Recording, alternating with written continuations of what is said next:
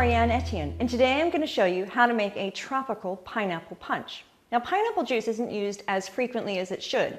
It gets a bad rap and it's used in a few cocktail mixers, but really creating a tropical pineapple-focused punch will be a real crowd pleaser for you.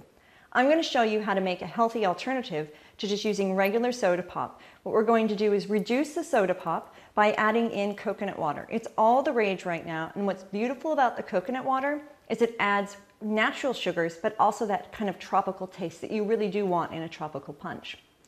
Start by adding 1 part pineapple juice. The reason I'm using punches rather than exact ingredients is because really everyone has a different punch size. And it's so much easier when you're planning a party to think of things in terms of portions rather than exact measurements. With 1 part pineapple juice, add in your coconut water. You want to use half as much coconut water as you did the pineapple juice.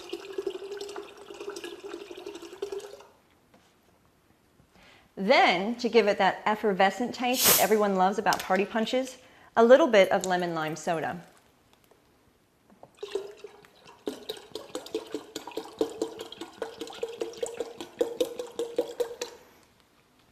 About the same amount that you would have used for the coconut water. Give it a nice stir. I can feel those island breezes already.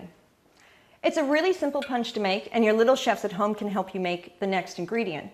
Rather than using regular ice cubes, what I've done is I've gone to the bulk aisle at my local market, and I've taken dried tropical fruit, pineapples and coconuts, and added it to an ice cube tray, and then filled it with coconut water.